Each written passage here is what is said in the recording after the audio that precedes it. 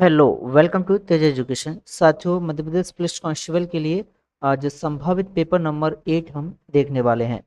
आपको हमारी प्रत्येक क्लास का पीडीएफ वीडियो के नीचे डिस्क्रिप्शन में दी गई लिंक पर मिल जाएगा। अब तक जितनी भी क्लासेस हुई हैं सारे पीडीएफ आप डाउनलोड कर सकते हैं। देखिए, सबसे पहला प्रश्न है कि पार्श्वनाथ जो कि एक क्षत्रिय और बनारस के राजा अश्वसेन के पुत्र थे। कहाँ के भाई? कौन से राजा? अश्वसेन के पुत्र थे साथियों पार्श्वनाथ।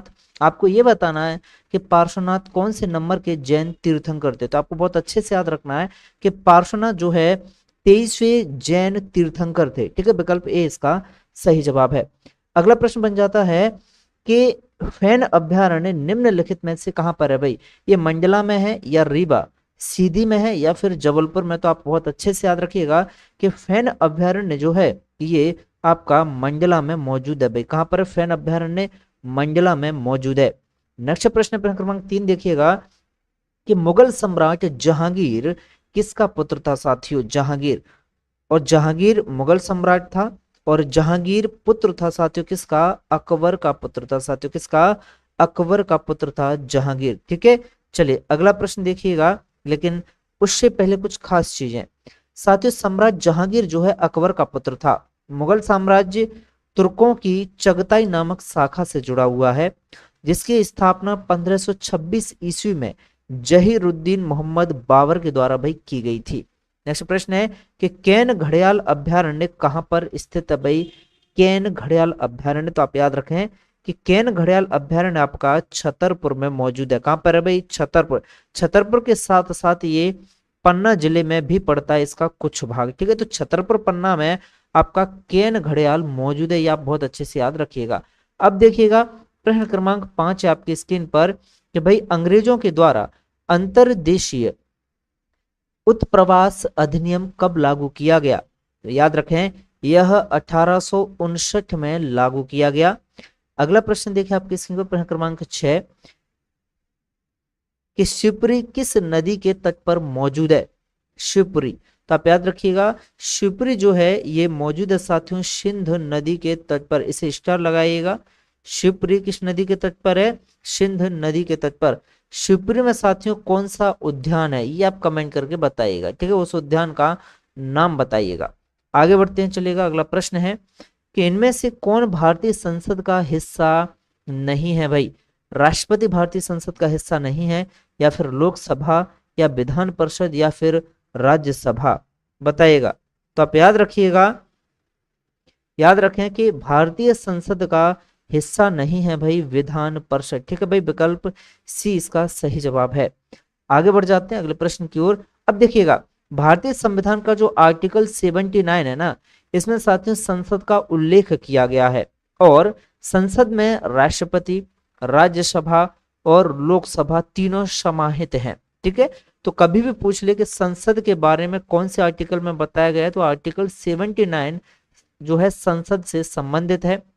आपको ये याद रखना है कि जो विधान परिषद होती है, कुछ राज्यों में विधान परिषद है और विधानसभा और राज्य विधानमंडल, सॉरी विधान परिषद और विधानसभा जो है ये राज्य विधानमंडल के भाग होते हैं। ठीक है, विधान परिषद और विधानसभा दोनों के दोनों।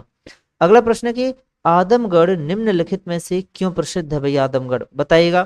तो आप याद रखिएगा कि जो आदमगढ़ है ना भाई, आदमगढ़ यह पाषाण युगीन अवशेषों के लिए प्रसिद्ध है भाई। आदमगढ़ क्यों प्रसिद्ध है? आदमगढ़ भाई पाषाण युगीन अवशेषों के लिए जाना जाता है। अच्छे से याद रखिएगा। अगला प्रश्न है कि राज्यसभा के पहले अध्यक्ष कौन थे? बताइएगा।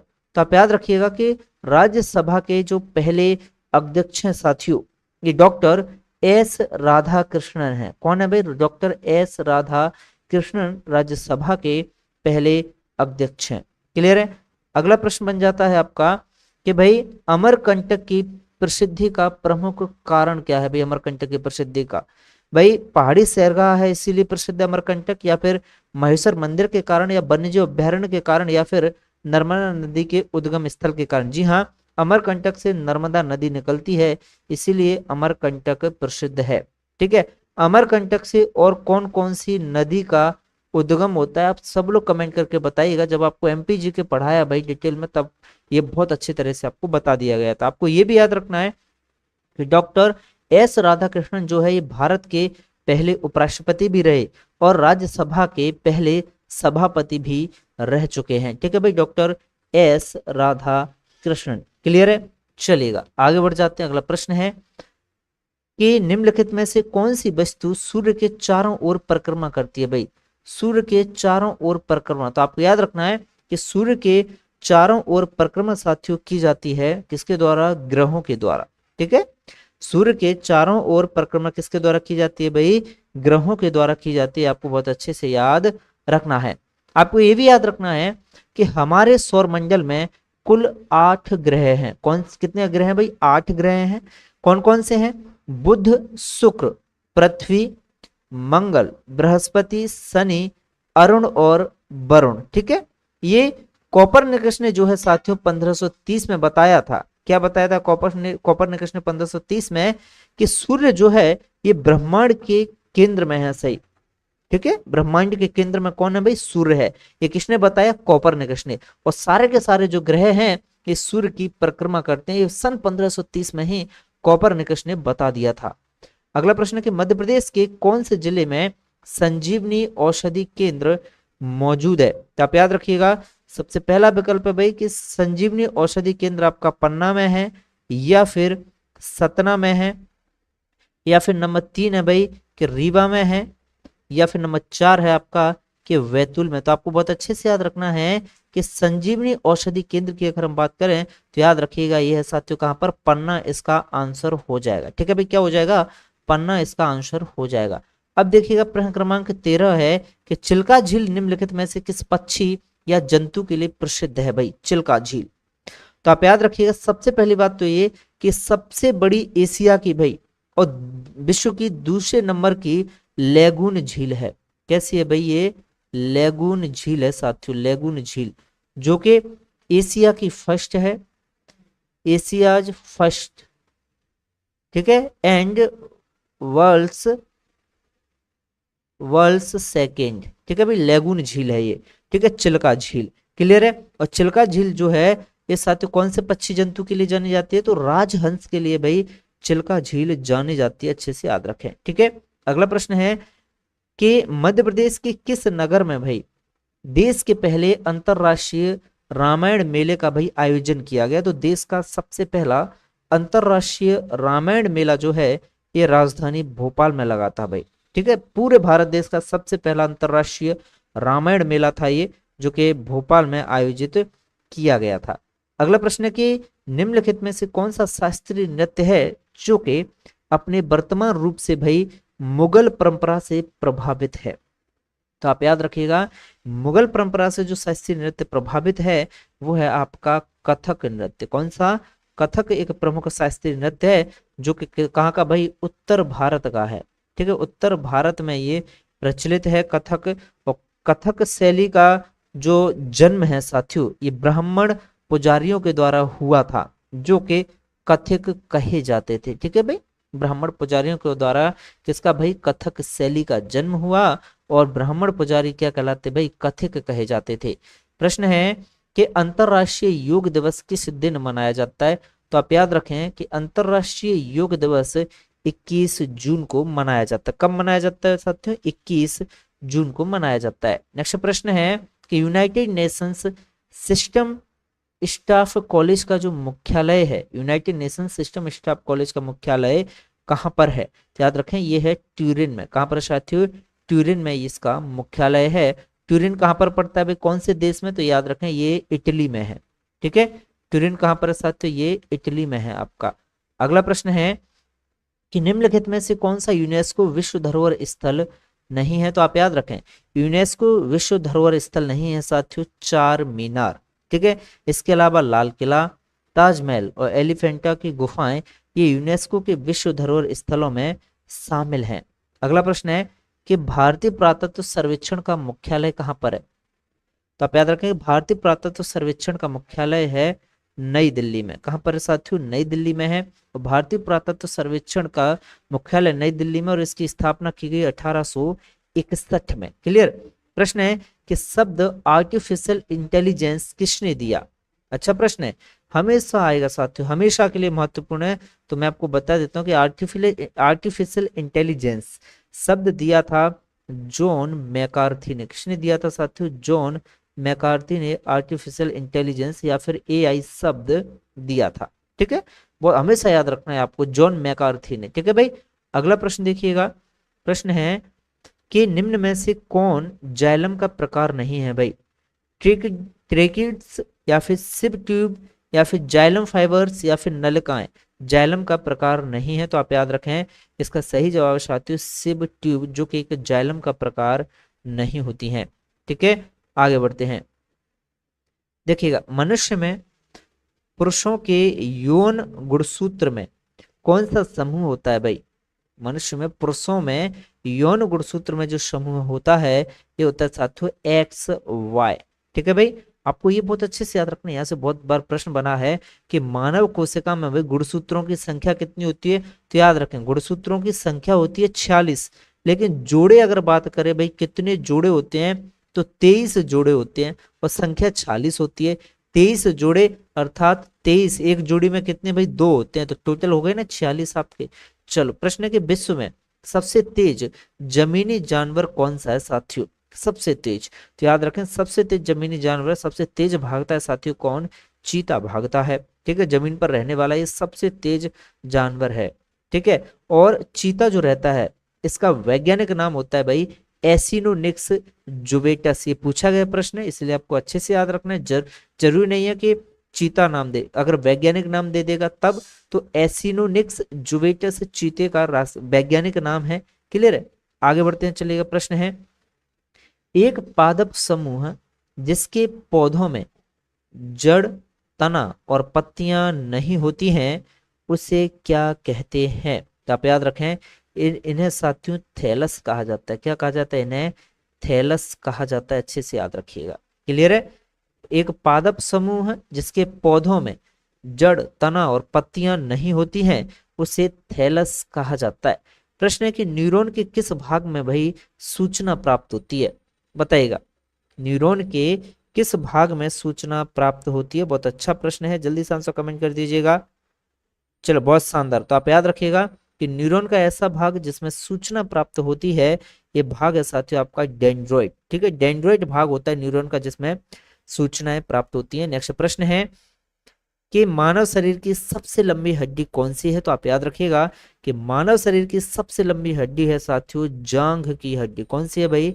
जांघ की हड्डी है, जो कि सबसे लंबी हड्डी होती है। अब आपको ये भी याद रखना है कि सबसे लंबी हड्डी होती है भाई फीमर, जो कि जांघ में होती है साथियों फीमर, और सबसे छोटी हड्डी होती है साथियों स्टेपिज, जो कि कान में होती है मनुष्य के। शरीर का सबसे कठोर भाग अगर होता है तो वो होता है साथियों दांत का दंत वल्क या एनेमल। ठीक है, दांत का क्या साथियों? दंत वल्क या एनेमल, जो कि सबसे कठोर भाग होता है हमारे शरीर का। अगला प्रश्न है कि जड़ों की कोशिकाओं में लंबे रोमों जैसे भाग को क्या कहा जाता है भाई? तो जड़ों की जो कोशिकाएं होती हैं उनमें लंबे रोम जैसे भाग होते हैं। ठीक है, इन रोम जैसे लंबे भागों को कहा जाता है रूट हेयर्स। ठीक है, विकल्प वी इसका सही जवाब। क्या कहा जाता है? रूट हेयर, मतलब जड़ों में बाल। ठीक है भाई, ऐसे याद रखो, क्या? जड़ों में बाल। आगे बढ़ते प्रश्न है कि भाई रंध्र स्थित होते हैं किसमें? बताइएगा। तो आप याद रखिएगा कि रंध्र जो होते हैं भाई, रंध्र ये स्थित होते हैं साथियों किसमें? पत्तों में स्थित होते हैं रंध्र। किसमें भाई? रंध्र पत्तों में स्थित होते हैं। क्लियर है, नेक्स्ट प्रश्न देखिए 28 के बाद साथियों आपका प्रश्न क्रमांक 29 देखें, इलेक्ट्रॉन की खोज निम्नलिखित में से किसने की? बहुत अच्छा प्रश्न है। तो आप याद रखिएगा कि इलेक्ट्रॉन की खोज साथियों की गई जे जे थॉमसन के द्वारा। किसके द्वारा? जे जे थॉमसन के द्वारा इलेक्ट्रॉन की खोज की गई। क्लियर है, आगे बढ़ जाते हैं। प्रश्न है कि भाई रदरफोर्ड परमाणु मॉडल भाई किसका वर्णन नहीं करता है? ठीक है, सबसे पहला विकल्प है कि नाभिक की उपस्थिति के बारे में रदरफोर्ड का परमाणु मॉडल नहीं बताता। जी हाँ, इसके बारे में बताता है। परमाणु के आवेश के बारे में भी बताता है, इलेक्ट्रॉन की उपस्थिति के बारे में भी रदरफोर्ड का परमाणु मॉडल बताता है। इसका आंसर हो जाएगा कि परमाणु के स्थायित्व के बारे में रदरफोर्ड का परमाणु मॉडल बिल्कुल भी नहीं बताता। तो क्या बताता है भाई? नाभिक की उपस्थिति, परमाणु का आवेश और इलेक्ट्रॉन की उपस्थिति। ठीक, प्रश्न है कि समभारक में किसकी संख्या भाई समान होती है? इलेक्ट्रॉन की, प्रोटॉन की, नाभिकीय और आयनों की। तो आप याद रखें समभारिक में संख्या समान होती है साथियों, किनकी बताइएगा। तो आप याद रखिएगा इसका सही जवाब हो जाएगा साथियों। इनमें देखिए होता क्या है, समभारक में परमाणु क्रमांक जो रहते हैं वो अलग अलग होते हैं, ठीक है। तो विकल्प बी इसका सही जवाब हो जाएगा। क्लियर है, आपको बहुत अच्छे से याद रखना है। समभारक का मतलब क्या होता है साथियों, जिनके परमाणु क्रमांक अलग अलग होते हैं उन्हें समभारक कहते हैं। लेकिन इनके परमाणु द्रव्यमान जो होते हैं वो कैसे होते हैं भाई, समान होते हैं परमाणु द्रव्यमान, ठीक है। तो विकल्प बी नाभिक इसका सही जवाब हो जाएगा।